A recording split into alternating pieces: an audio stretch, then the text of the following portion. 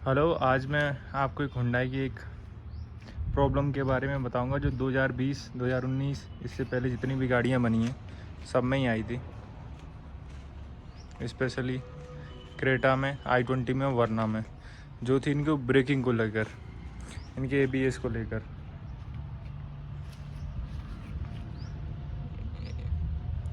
ये जितनी भी गाड़ियां बनी थी इसमें ABS बहुत फॉल्टी था।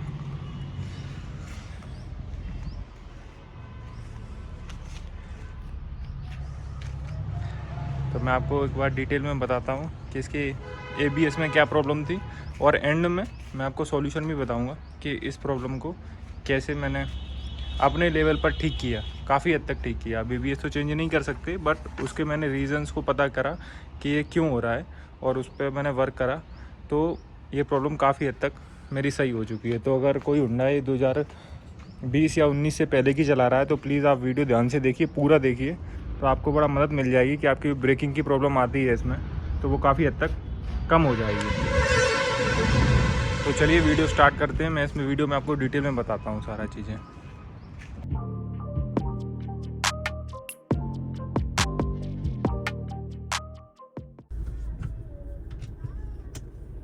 तो मैं आपको स्टार्टिंग से बताता हूँ कि प्रॉब्लम आई कब। मैंने ये गाड़ी ली थी जुलाई 2018 में। तो ये प्रॉब्लम मुझे 1000 किलोमीटर पर आने लगी थी। इससे पहले मेरे पास थी अर्टिगा, वो मैंने ली थी 2012 में, और वो गाड़ी चल गई थी, लगभग 1 लाख किलोमीटर चला ली थी मैंने। तो उसके बाद जब मैं इस पर स्विच हुआ तो जो एडवांटेज तो कई सारे हैं, वो अलग वीडियो बनाई है एडवांटेज पे, लेकिन अभी वो प्रॉब्लम की बात कर रहे हैं। तो एक ही प्रॉब्लम आई है इस गाड़ी में मेन, तो वो मुझे ब्रेकिंग को लेकर लगी। इनिशियली एकदम जो लगा कि ब्रेकिंग पावर कम है गाड़ी की। सबसे पहले तो यही लगा कि ब्रेकिंग पावर इसकी थोड़ी सी कम है, क्योंकि इसमें जो डिस्क कंपनी यूज़ कर रही है, डिस्क का पैड, वो सेम पैड है वर्ना में।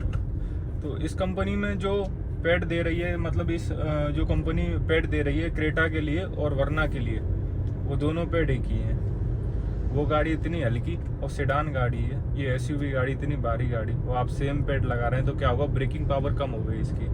तो उसमें क्या, सबसे जो इनिशियली तुरंत ही प्रॉब्लम आई थी वो ये आई थी कि इसमें से जो पैडल का फीडबैक रहता है वो फीडबैक नहीं आ रहा था रोड का। ऐसा लग रहा था जैसे ड्रम ब्रेक वाली गाड़ी चला रहे हैं। और फीडबैक मैं आपको प्रैक्टिकली बताऊँ, आपने कभी स्प्लेंडर या फिर वैसी बाइक चलाई होगी, उसमें आगे ड्रम ब्रेक रहता है, तो उसको आपने कभी लगाया होगा, तो उसके लिए क्या है, पूरा हाथ यूज़ करना पड़ता है, चारों उंगलियों से उसको दबाओ तब तो उसके ब्रेक लगेंगे और आपको हाथ पे कुछ भी फील नहीं होगा। वहीं आपने अगर डिस्क ब्रेक वाली गाड़ी चलाई होगी तो आपने देखा होगा 1 या 2 उंगली में पूरी गाड़ी रुक जाती है, और आप 20% 30% ब्रेक लगाएंगे तो आपके ब्रेक के लिवर से आपको फील होगा, फीडबैक आता है रोड का, तो आपको पता चल जाता है कि गाड़ी के ब्रेक कितने लगाने हैं। इससे ज़्यादा लगाएंगे तो स्लिप होगी या नहीं होगी, या कितने ब्रेक लग गए, गाड़ी कहाँ तक रुक जाएगी, कितनी दूरी लेगी। जबकि ड्रम ब्रेक में आपको ये सब फील नहीं होता। आप स्प्लेंडर में लगाइए, आपको पता ही नहीं चलेगा कहाँ रुकेगी, नहीं रुकेगी, कितने और लगा सकते हैं, कितना और लगाने पर गाड़ी स्लिप हो जाएगी, तो ये सब आपको उसमें पता नहीं चलता ड्रम ब्रेक में। लेकिन डिस्क ब्रेक में ये फायदा रहता है कि पूरा फीडबैक आता है आपकी उंगली पर, आपको उंगली पर पूरा पता रहता है गाड़ी कहाँ रुकेगी, कितना ब्रेक लगाना है, कितने पे और स्लिप होगी। तो ये होता है फीडबैक। मैंने आपको प्रैक्टिकली बता दिया फीडबैक का मतलब क्या है, तो आप समझ रहे होंगे। तो इसमें क्या फीडबैक नहीं आता था, ऐसा लगता था चारों इसमें ड्रम लगे हुए हैं, तो फीडबैक नाम का तो कुछ था ही नहीं पैडल पर। पैडल पूरा बहुत ताकत से दबाना पड़ता था, और गाड़ियों में एक उंगली का, जैसे XUV 300 है उसमें एक उंगली से पूरी गाड़ी जाम हो जाती है, जबकि इसमें पूरा पंजा दबाना पड़ता था। बहुत टाइट पैडल, पूरी ताकत लगानी पड़ती थी, तब गाड़ी कहीं जाके 100% ब्रेक लगते थे इसके। तो ये इनिशियली प्रॉब्लम लगी। उसमें क्या है कि अब इंसान यूज टू हो जाता है, 1000-2000 किलोमीटर में आप यूज टू हो जाते हो कहाँ इसमें थोड़ी सी ज़्यादा ताकत लगानी पड़ेगी, और थोड़ा समझ में नहीं आता कि गाड़ी कहाँ तक रुकेगी। आपको वैसे देख के कैलकुलेशन करनी पड़ती है, आपको फील नहीं होता। आप देख रहे हैं, आपको समझना पड़ता है कि गाड़ी कितनी दूर पे, लेकिन आपको पैर से आपको पता नहीं चलेगा फीडबैक से, कि डिस्क ब्रेक के फीडबैक से पता चल रहा है कि गाड़ी कितनी दूरी पर रुक जाएगी। तो ये थोड़ा इसका एक डाउन साइड मुझे लगा इनिशियली। तो ये बट एक ऐसी चीज़ है कि ये सारी गाड़ियों में थी, और ये मतलब एक यूज टू होने वाली बात भी है कि चलो ये तो अपन एक बार काम चला लेंगे, अब नहीं है तो नहीं है। तो इसका लेकिन जब मैंने इसका वेरिफिकेशन किया, इसका पता करा, तो ये बात मेरी सही निकली। मतलब ऐसा नहीं है कि मुझे ऐसा लग ही रहा था कि इसमें ब्रेकिंग पावर कम है। जब मैंने इसको टेक्नीशियन से वगैरह से बात करी तब उन्होंने बताया कि सर जो i20 वर्ना का ब्रेक पैड है वो सेम ब्रेक पैड इसमें डल जाता है। तो ब्रेक पैड का इनने साइज ही चेंज नहीं किया, जबकि गाड़ी इतनी बड़ी और भारी बना दी। तो कहीं ना कहीं ब्रेकिंग पावर तो कम है इसकी। जितने लोग चला रहे हैं उनको पता है कि ब्रेकिंग पावर इसमें कम है। लेकिन ये सीरियस इशू नहीं था, ये ऐसा नहीं था कि इसके बिना अपन को गाड़ी बेचनी पड़े या फिर ऐसा कुछ नहीं था। ठीक है, यूज टू हो जाते हैं इसके लिए, तो इतना कोई प्रॉब्लम नहीं है। अब इसमें एक बहुत सीरियस इशू था, वो था इसका ABS को लेकर। इसका ABS फॉल्टी है, मैं तो फॉल्टी कहूँगा। इस पर्टिकुलर गाड़ी का नहीं, जितनी भी गाड़ियाँ उस बैच की बनी है 2015 से 2018-19 के बीच में जितनी भी गाड़ियाँ बनी है सारे बैचों का, क्योंकि मैंने लगभग एक मेरा ग्रुप था 100 लोगों का, वो पूरा ग्रुप इसी के ऊपर था कि ये गाड़ी उनकी गाड़ियों में भी क्रेटा, स्पेशली क्रेटा में, क्योंकि छोटी हल्की गाड़ी में इतनी दिक्कत नहीं आ रही है i20 वरना में, क्रेटा में बहुत दिक्कत आ रही है क्योंकि भारी गाड़ी है। तो पूरा वो ग्रुप बना हुआ था, उसमें करीब 150 मेंबर थे, उन सबको दिक्कत आ रही थी क्रेटा में। फेसबुक पर एक पेज था, उसमें तो सबने अपनी कंप्लेंट उसमें रेज करी थी, लेकिन होंडाई की तरफ से चाहे उनको मेल करो चाहे उनको कॉल करो, कोई रिप्लाई कुछ नहीं। तो ये प्रॉब्लम मुझे स्टार्टिंग के 1000 किलोमीटर में आ गई थी ABS वाली। तो मैंने उनको जाके दिखाया, उन्होंने बोला सर ये तो ABS की वर्किंग है, इसमें तो कुछ हो ही नहीं सकता। तो मैंने कहा कि भैया मैं भी Ertiga चला रहा हूँ, ABS की वर्किंग तो उसमें भी थी, ABS ZDI मॉडल था मेरा, उसमें भी लगा हुआ था, उसमें तो कभी दिक्कत नहीं है। नहीं सर बोला ABS की वर्किंग है। अब प्रॉब्लम क्या आती थी इसमें, जैसे अभी इस रोड पे आप चला रहे हो, उस पर आप फुल ब्रेक रख देना, कोई दिक्कत नहीं है, गाड़ी रुक जाएगी। बट अगर ये सामने मिट्टी रखी है या जैसे रेत पड़ा है इस रोड पर, वो आपने ब्रेक लगाए, तो क्या करता था ABS कि ABS एक आध सेकेंड के लिए जो पेडल है उसको जाम कर देता था, क्योंकि वो कैलकुलेशन करता था। जैसे उसने देखा कि गाड़ी का टायर जो है वो स्लिप हो रहा है, तो वो कैलकुलेशन करने लगता था 1-2 सेकंड की कि कितना प्रेशर लगाना है कितना छोड़ना है। वो ठीक है ABS की वर्किंग है, उसमें कोई दिक्कत नहीं है। दिक्कत कहाँ थी? दिक्कत इसमें मेन जो आ रही थी वो ये कैलकुलेशन के बीच में पेडल को टाइट कर देता था। मतलब जब तक इसकी कैलकुलेशन चलती थी तब तक ये पेडल को लॉक कर देता था। पेडल का जो फील होता था वो ऐसा आ जाता था जैसे पेडल बिल्कुल मेटल पे आप पैर मार रहे हैं, बिल्कुल टाइट पेडल, बिल्कुल टाइट। वो पेडल हिलता ही नहीं था अपनी जगह से। मतलब जैसे आपने ब्रेक मारे, गाड़ी ने एकदम स्लिप डिटेक्ट किया और आपके ब्रेक कितने लगे 20%, सिर्फ 20%, और पेडल लॉक हो गया। अब आगे पेडल ही नहीं जा रहा, 20% पे ही लॉक हो चुका है पेडल। अब आप आगे लगाएंगे, आप सोचेंगे कि मैं और ज़्यादा ब्रेक लगाऊं या 50% ब्रेक लगाऊं, 100% ब्रेक लगाऊं, तो वो पेडल लॉक कर देता था ABS। तो आपके बिल्कुल 20% से आप ज़्यादा ब्रेक लगा ही नहीं सकते। कब तक? 1-2 सेकंड तक, जब तक वो कैलकुलेट कर रहा है। बट आपकी गाड़ी अगर 100 और 110 की स्पीड में है और आपने ब्रेक लगाए 20% और पेडल लॉक हो गया, तो वो जो 2 सेकंड का पॉश आएगा उसमें आपकी गाड़ी कम से कम 10-15 फीट आगे चली जाएगी। तो ये बड़ा डेडली, मैं कहूँगा डेडली थी ये चीज़, बिल्कुल एक्सीडेंट का कारण थी। कई गाड़ियों का एक्सीडेंट हुआ इस चक्कर में। आपने देखा सामने कि हाँ कंक्रीट पड़ी है, कुछ भी पड़ा है, आपने हल्के से ब्रेक लगाया, फिर आपको रियलाइज हुआ नहीं यार और ज़्यादा ब्रेक लगाने, तो आपने जब और ज़्यादा ब्रेक लगाने के लिए पेडल दबाया तो पेडल दब ही नहीं रहा, क्योंकि ABS कैलकुलेट कर रहा है। तो वो 2 सेकंड के लिए आपका पेडल हो गया जाम, और 2 सेकंड में गाड़ी कम से कम 10 फीट 20 फीट निकल गई। इतना तो बहुत है एक्सीडेंट के लिए। तो ये सबसे बड़ी समस्या इसकी थी। तो मैंने इसके लिए पहले 1000 किलोमीटर पर कंप्लेंट करी, फिर 10,000 पे करी, फिर 20,000 पे करी, 3 सर्विस सेंटर चेंज करे। मैंने कहा शायद इनको शायद समझ में ना आ रहा हो, बट क्या है हुंडई वालों को या कोई भी सर्विस सेंटर बना रहा है, इनको ऊपर से ट्रेनिंग दी जाती है और बोला जाता है कि आपको एक्सेप्ट नहीं करना है पब्लिकली कोई भी चीज़। ऑन कैमरा छोड़ो, किसी के सामने एक्सेप्ट भी नहीं करना है। जबकि कितनी हुंडई क्रेटा बिकी थी, इस पर कितनी वेटिंग थी, कितने लोगों को दिक्कत आई, लेकिन कभी किसी कंपनी वाले ने ये नहीं माना कि क्या कहते थे, सर आप पहले हैं जिसको ये दिक्कत आ रही है। आज तक तो कोई कंप्लेंट ही नहीं आई, आज तक तो कोई कंप्लेंट ही नहीं आई।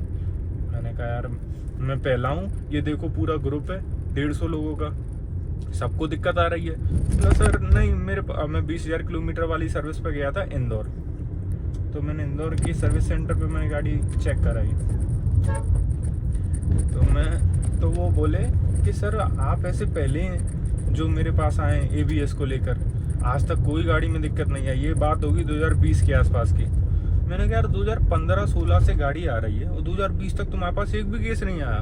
बोले नहीं सर नहीं आया। मैंने कहा ठीक है। मैं बाहर गया, एक गाड़ी धुल रही थी, क्रेटा ब्लैक कलर की थी, बेस मॉडल। मैंने कहा भैया इसकी ब्रेकिंग में कुछ दिक्कत है क्या? बोले कैसा? मैंने कहा पेडल वगैरह टाइट होता है। बोले दिक्कत क्या है सर, 3 बार में ब्रेक लगते हैं। मैंने कहा 3 बार में कैसे, कि पहली बार में लगाओ तो पेडल टाइट हो जाता है, फिर क्या होता है, फिर मेरे को ब्रेक छोड़ने पड़ते हैं, फिर दूसरी बार लगाओ तो लग जाते हैं, कभी कभी दूसरी बार में भी नहीं लगते तो तीसरी बार में लगाने पड़ते हैं। एक बार तो बोले हमारी गाड़ी रुकी नहीं, सीधे खेत में जाके गिरी। तो मैंने कहा आपने कभी इन लोगों को नहीं बताया, सर्विस सेंटर वालों को, कि ये ब्रेक में दिक्कत आ रही है, ABS में दिक्कत आ रही है? वो बोला सर रोज तो गाड़ी यहीं खड़ी रहती है। तो बोले सर ये लोग कह देते कि वो ABS की वर्किंग है, सुनवाई नहीं है। फिर मैं मैनेजर के पास गया, मैंने कहा यार कम से कम झूठ तो मत बोलो, कोई चीज़ की दिक्कत आ रही है तो एक्सेप्ट तो कर ही सकते हो उसको। तो मैंने कहा आप तो अभी बोल रहे थे मेरे से कि दिक्कत तो आती नहीं है गाड़ी में, और सामने ही आपके कस्टमर बाहर खड़ा हुआ है, वो परेशान है बेचारा 3 साल से, उसका तो एक एक्सीडेंट भी हो चुका, वो बता दिखा रहा था कि बम्पर वम्पर सब बदल गया इसका। तो बोला मुझे तो बेचनी है ये।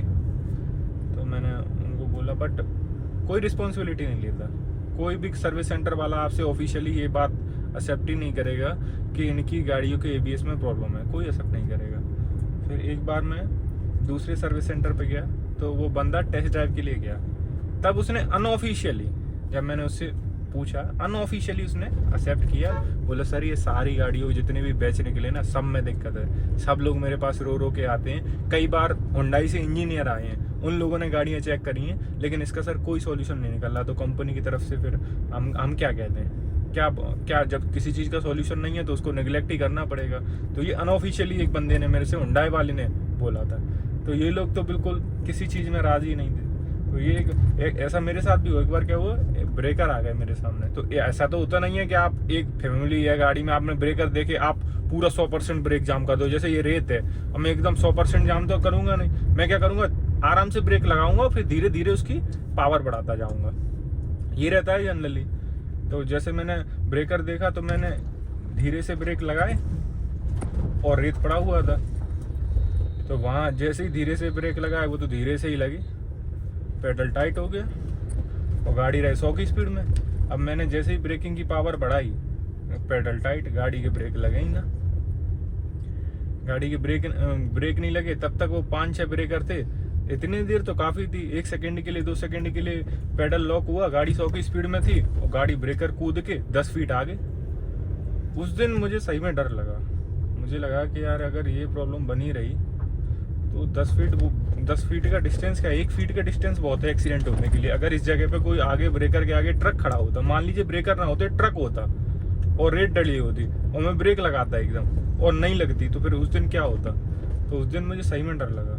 इतनी लापरवाही मतलब ये कंपनियां देती हैं, और ना तो रिकॉल करती, ना उस चीज़ को एक्सेप्ट करती। आप प्लीज़, आप कोई होंडा यूज़ कर रहा है, उसको दिक्कत आ रही है तो प्लीज़ आप कमेंट में ज़रूर लिखिएगा, ताकि ऐसा ना लोगों को ये ना लगे कि मुझे ही दिक्कत आ रही है। 1-2 वीडियो और पड़ी हुई हैं यूट्यूब पर, लेकिन कोई नहीं सुनता सब। और ज़्यादातर लोग तो नोटिस भी नहीं कर पाते, जो लोग स्लो गाड़ी चलाते हैं या बहुत हल्के से ब्रेक लगाते हैं, उनको तो समझ में ही नहीं आया कि दिक्कत क्या है। लेकिन अगर आप थोड़ा रेस गाड़ी चलाते हो या थोड़ा शौकीन हो तो आपको, बट ये कभी ना कभी तो प्रॉब्लम हर किसी को आई है। अब जैसे ये रेत पड़ा है, आपने गड्ढे देखे, आपने ब्रेक लगाए, ABS की एकदम आवाज़ आएगी, ABS कैलकुलेशन चालू कर देगा और पेडल आपका जाम हो जाएगा। 2 सेकंड बाद आपका पेडल खुलेगा, तब जाके 2 सेकंड बाद ब्रेक लगेंगे। तो ये प्रॉब्लम इसमें ऐसा हो गया था कि स्टार्टिंग के 20,000 किलोमीटर पे फिर मैंने सोचा कि अब ये गाड़ी निकाल देते हैं, क्योंकि 2 बार हो चुका था हम लोगों के साथ। बट फॉर्चुनेटली ऐसा रोड पे ब्रेक लगाए थे, किसी ऑब्जेक्ट के लिए ब्रेक नहीं लगाए थे। मतलब कभी ब्रेकर आ गया, कभी गड्ढा आ गया, कभी रोड एकदम वैसी आ गई। तो कई बार गाड़ी गड्ढे में गिरी है, लेकिन फॉर्चुनेटली कोई ऑब्जेक्ट ऐसा नहीं आया कि मुझे एकदम सडन ब्रेक लगानी पड़ी हो इमरजेंसी में। तो वो सारी चीज़ें तो ठीक है। फिर उसके बाद अब आते हैं सॉल्यूशन पे, क्योंकि हुंडई ने तो उठाई दी थी हाथ, और मैंने नई गाड़ी ली थी। मेरी गाड़ी 20,000 किलोमीटर से चली थी, बस 1-1.5 साल पुरानी थी। प्रॉब्लम तो पहले दिन आ गई थी, लेकिन मेजर इशू लगने लगा था 1 साल बाद, जब कई सारे 2-3 बार ऐसा इंसिडेंट हो गया, तब ये प्रॉब्लम मुझे मेजर लगने लगी, सीरियस लगने लगी कि यार ये तो फिर डेडली सिचुएशन बन जाती है इस प्रॉब्लम से की वजह से। तो हुंडई तो कोई जवाबदारी नहीं ले रहा। तो फिर मैंने इसका सॉल्यूशन ढूंढा। तो मैं आपको बताता हूँ कि क्या मैंने 2 चीज़ यूज़ करी, वो काफ़ी इफेक्टिव है। आप लोग भी कर सकते हैं जो क्रेटा चला रहे हैं पुरानी वाली, आप प्लीज़ ये चीज़ को ट्राई करें और आपको डेफिनेटली फ़ायदा मिलेगा। अच्छा, इस गाड़ी की पॉजिटिव की अगर बात करें तो पॉजिटिव इसमें 19, अगर एक कमी है तो 99 पॉजिटिव है। वो मैं अलग वीडियो बनाऊंगा। गाड़ी में कहीं से कहीं तक कोई इशू नहीं है, गाड़ी बहुत अच्छी गाड़ी है। ये 1.6 है ये मेरी, इसका तो अभी तक मुझे कोई तोड़ लगा ही नहीं है। बट अब जो प्रॉब्लम है वो तो है ही जेन्युइन, और प्रॉब्लम भी वैसी प्रॉब्लम जैसे मैंने बताया स्टार्टिंग में कि थोड़ी ब्रेकिंग पावर कम है, तो वो एक मैं कहूँगा कि इतनी बड़ी प्रॉब्लम नहीं है। आप अच्छी गाड़ी से या फिर किसी स्ट्रॉन्ग पावर वाली गाड़ी से, जिसके ब्रेकिंग जैसे फोर्ड की गाड़ियाँ हैं, फॉक्सवैगन की गाड़ियाँ, इनसे शिफ्ट होगे तो आपको लगेगा, बट वो यूज टू हो जाओगे आपको तो उसमें थोड़ा सा पेडल पे फोर्स ज़्यादा लगाना पड़ेगा, ताकत ज़्यादा लगानी पड़ेगी, टाइट लगेगा पेडल, बट वो इतना बड़ा इशू नहीं है कि आप यूज टू ना हो सको। लेकिन ये एबीएस वाला तो ये तो मतलब इशू क्या है, ये तो बहुत मेजर प्रॉब्लम है इसकी। आपकी सोचो, आपकी गाड़ी के 2 सेकंड ब्रेक ना लगे 120 की स्पीड पे, आपकी गाड़ी कहाँ पहुँचेगी 2 सेकंड में। तो ये तो बहुत इशू था, इसलिए मैंने इस पर वीडियो बनाई। बकाया मैं पॉजिटिव के ऊपर भी वीडियो बनाऊंगा। अब आते हैं सॉल्यूशन पर। तो सॉल्यूशन मुझे उसके 2 लगे। सबसे पहले मैंने ये नोटिस किया कि इसमें ये प्रॉब्लम आ क्यों रही है। तो मैंने ये देखा कि जब भी मैं 80% ब्रेक अप्लाई कर रहा हूँ, 70% ब्रेक अप्लाई कर रहा हूँ, तो इसमें मतलब जब तक गाड़ी स्लिप नहीं हो रही है तब तक एबीएस कैलकुलेशन नहीं करता। क्योंकि मैं इंजीनियर हूँ, मैंने ये पढ़ा है एबीएस की वर्किंग तभी तक काम की है जब आपकी गाड़ी स्लिप होगी। जैसे स्लिप होगी एबीएस कैलकुलेशन चालू कर देता है। जब तक स्लिप नहीं हो रही एबीएस का कोई वर्किंग ही नहीं है, नॉर्मल गाड़ी की तरह ब्रेक लगती है, नॉन एबीएस वाली की तरह। तो मैं ये समझा कि एबीएस तो अपन चेंज नहीं कर सकते, उसके लिए भी मैंने रिसर्च करी। लेकिन एबीएस तो आप आफ्टर, तो मैं बता रहा था कि एबीएस तो आप नहीं बदल सकते। मैंने बहुत रिसर्च कर ली, मैंने भी सोचा था कि दूसरी कंपनी का या दूसरी गाड़ी का लगा लूँ, बट वो पॉसिबल नहीं है। तो एबीएस नहीं बदल सकते। बट वो ये कि आप स्लिपेज को रोक सकते हैं टायर की को। जैसे जो कुमो का टायर था वो आप 70% ब्रेक लगाएं या 60% ब्रेक लगाएं, वो तो स्लिप होता था, और जैसे ही वो स्लिप होना चालू हुआ एबीएस का नाटक चालू हो जाता था। तो मेरे को ये समझ में आया कि अगर अपन टायर अच्छा ग्रिपी लगा दें, जो 90% ब्रेकिंग तक अगर स्लिप ना हो, 90% अपन ब्रेक लगा दें, प्रेशर लगा दें, तो स्लिप ना हो, तो काम बन सकता है। क्योंकि ये तो स्लिप होने के लिए ही था ये टायर। आप फर्स्ट गियर में एक्सेलेरेट करें, सेकंड में, इवन थर्ड में ये टायर जो कुमो का था वो स्लिप होता था, क्योंकि उसमें ग्रिप नाम का तो कुछ था ही नहीं। और वो पतला भी टायर है, 205 जरूर है, बट उसका वो पतला टायर है, कहने को 205 है वो। तो मैं ये समझ गया कि ये यार हो सकता था टॉप मॉडल में जो 215 आता था और शायद वो अच्छी कंपनी का कोई आता हो तो उसमें इतनी दिक्कत नहीं होगी। लेकिन पर्टिकुलरली एसएक्स मॉडल और जितने भी बेस मॉडल है जिसमें 205 कुमो डल के आ रहा था, उसमें तो ये प्रॉब्लम डेफिनेटली थी। तो मैं ये समझ गया कि यार इसका अगर अपन ग्रिप बढ़ा दें और एबीएस का दिमाग जो काम कर रहा है उसको कम कर दें, तो एबीएस पे लोड कम हो जाएगा। तो एक बार शायद हो सकता है। तो मैंने कहा एक्सपेरिमेंट करके देखते हैं। तो फिर मैं मार्केट में निकला, वो मैंने इसका योकोहामा का पूरा वीडियो में भी बताया था। तो मैं सॉफ्ट रबर ढूंढने लगा, बट मिशलिन में मिला नहीं 205-65। और उस टाइम पे अब साइज़ वगैरह मैं कुछ जानता नहीं था, तो कंपनी से आया है वही डलाना है। 215 में 60 मिलता था मिशलिन, बट इसमें 205-65 में नहीं था। तो मैंने 205-65 ही चाहिए था मुझे। तो मिशलिन नहीं मिला। ब्रिजस्टोन में बेसिक सीरीज मिली, B390 था, बी उनकी बेसिक सीरीज है बिल्कुल। और उस टाइम पे मेरे साइड कॉन्टिनेंटल तो चलता ही नहीं था, अभी भी एक आधी जगह मिलता है, पहले भी नहीं मिलता था। तो फॉर्चुनेटली मुझे ये मिला योकोहामा में ब्लू अर्थ। तो मैंने ब्लू अर्थ डला लिया। अब ब्लू अर्थ डलाने के बाद ये प्रॉब्लम काफ़ी हद तक सॉल्व हो गई। कैसे सॉल्व हो गई? क्योंकि गाड़ी पहले तो क्या होता था कि इवन, जैसे ये इवन रोड है, इस पर भी स्लिप होती थी कुमो के टायर में। आपको ग्रेवल, मिट्टी, रेत इसकी जरूरत ही नहीं थी। वो तो प्लेन रोड पर भी आप ब्रेक लगाते 60-70% 100 की स्पीड में, गाड़ी तुरंत स्लिप होना चालू हो। जैसे ही स्लिप, एबीएस चालू अपना नौटंकी करना। तो वो एबीएस का मैं ये समझ गया कि सबसे पहले अगर अपन ने ग्रिप बढ़ा ली तो कम से कम, चलो एक कच्ची रोड पे तो अपन स्लो गाड़ी चलाएंगे या थोड़ा अवॉइड किया करेंगे, पहले से ही ब्रेक लगाया करेंगे, बट कम से कम हाईवे पर तो ब्रेक लगे। तो हाईवे पर तो अच्छी ग्रिप रहेगी, तो ब्रेकिंग अपने आप सही हो जाएगी। तो वो मैंने योकोहामा के डलाई थी। मैं आपको बता रहा हूँ 50% तक मेरी प्रॉब्लम रिजॉल्व हो गई। हाईवे के लिए तो कम से कम होगी कि आप जैसे ही ब्रेक लगाते हैं उसमें वो ग्रिप अच्छी रहती थी। ग्रिप अच्छी रहती तो वो स्लिप नहीं होता तो फिर आपका एबीएस का वर्किंग खत्म। जब ज़्यादा स्लिप होता है तब एबीएस ज़्यादा परेशानी देता है। स्लिप में भी दो टाइप के स्लिप हैं, एक तो हो गया नॉर्मल स्लिप के हाँ स्लिप हुआ फिर ग्रिप ले गया, बट एक हो गया बहुत हर जगह ही स्लिप हो रहा है, ग्रिप नाम का कोई चीज़ ही नहीं है, तो एबीएस फिर ज़्यादा एक्शन में आ जाता है। और जब ज़्यादा एक्शन में आया वो उसका ये इशू चालू हो जाता था। तो जब से मैंने ये योकोहामा के ब्लू अर्थ डलाए तो जो टायर की ग्रिप बढ़ी, ऑटोमेटिकली एबीएस डिसेंटली काम करने लगा। उस पर अब इतना लोड ही नहीं रहा, थोड़ा बहुत स्लिप होता भी था बट उसमें इतना स्लिप नहीं होता था कि टोटल एबीएस को ही फंक्शन करना है, टायर अपने एंड पे उसके काम चल जाता था। तो ये चीज़ है जो 50 मैं कहूँगा 50% तक सॉल्व हो गई थी। बट एक इशू अब भी था जो मैंने बताया था कि मुझे ब्रेकिंग की पावर कम लगती थी, और जब मैंने अच्छे टायर डलाए तो थोड़ी सी और कम लगने लगी, क्योंकि पहले तो आपने ब्रेक लगाया गाड़ी स्लिप हुई तो आपको लगा हाँ ब्रेक तो ब्रेकिंग पावर तो ठीक ही है, गाड़ी स्लिप हो रही है, वो तो एबीएस का फॉल्ट है। बट अब तो गाड़ी स्लिप भी नहीं हो रही और आपको अब और ज़्यादा पेडल टाइट लगाना पड़ रहा है। जैसे कि आप ऐसे समझिए कि आपने बाइक में पीछे ड्रम ब्रेक है और आपने थोड़ा सा चौड़ा टायर और डाला लिया ड्रम ब्रेक में, तो आपको ब्रेकिंग और कमज़ोर लगने लगेगी ड्रम ब्रेक में। तो सेम इसके साथ हो रहा था कि और कमज़ोर लगने लगी। तो मैंने कहा यार ये तो फिर इसका कुछ रिसर्च करना पड़ेगा। तो फिर उस टाइम पे, ये मैं 2 साल पहले की बात बता रहा हूँ, तो फिर मैंने रिसर्च करी तो ब्रेम्बो के आते थे उस टाइम पे ब्रेक पैड। तो ऑनलाइन भी उनका कोई रिव्यू नहीं था, पूरे यूट्यूब पे ब्रेम्बो की कोई वीडियो नहीं। बट मैं इंजीनियर हूँ ऑटोमोबाइल और बचपन से ही फॉलो कर रहा हूँ सारी चीज़ें गाड़ियों की। तो मुझे कहीं ये पता था कि ब्रेम्बो जो लैम्बोर्गिनी और ये बड़ी गाड़ियाँ हैं जितनी भी फरारी वगैरह इनके लिए डिज़ाइन करता है, तो ब्रेम्बो एक बहुत इटली की रेपुटेटेड ब्रांड है। ढूंढना चालू किए, ऑनलाइन देखिए, ऑनलाइन तो कहीं थे ही नहीं ब्रेम्बो, ऑनलाइन तो रिव्यू तक नहीं था। ब्रेम्बो तो छोड़ो, टीम बीएचपी में बहुत पढ़ता हूँ उसके फॉर्म्स।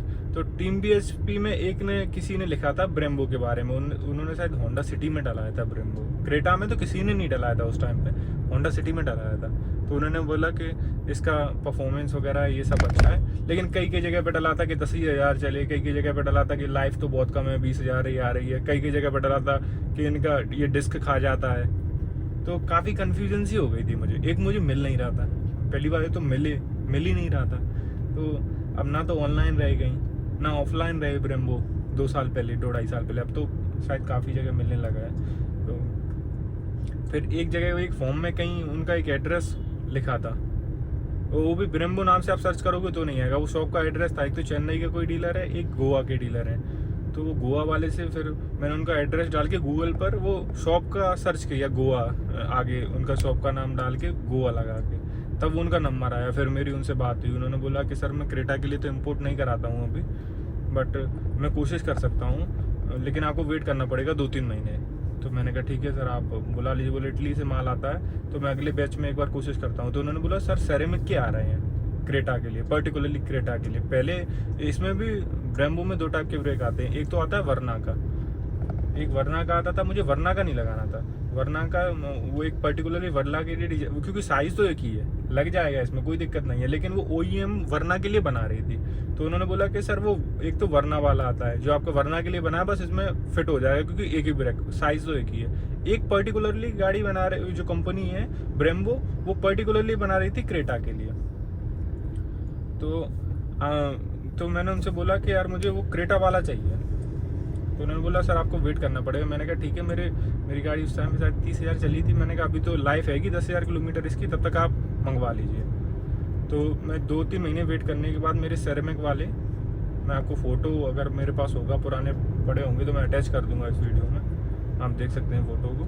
तो वो मैंने मंगा लिए, वो 40,000 तब गाड़ी चल गई थी। तो 40,000 पर मैंने ब्रेक भी चेंज करा लिए। तो लगभग ये जो दूसरा सेट ऑफ टायर था ये ब्लू अर्थ का, और जो पहला सेट तो 25,000 पे ही डल गया था, दूसरा सेट जब मैंने डलाया था तभी इसी के आसपास मेरे ब्रेक पैड इसके बाद ही डले थे। तब मैं कहूँगा मेरी 80% प्रॉब्लम रिजॉल्व हो गई। जो पैडल पे मैं बोल रहा था फीडबैक वाला सिस्टम, वो फीडबैक आने लगा इसमें। जो मुझे सबसे बड़ी प्रॉब्लम आ रही थी फीडबैक की, काफ़ी लोगों का काम चल जाएगा बट मेरा नहीं चल रहा था। तो मुझे कुछ ना कुछ अपग्रेड करना था उसमें।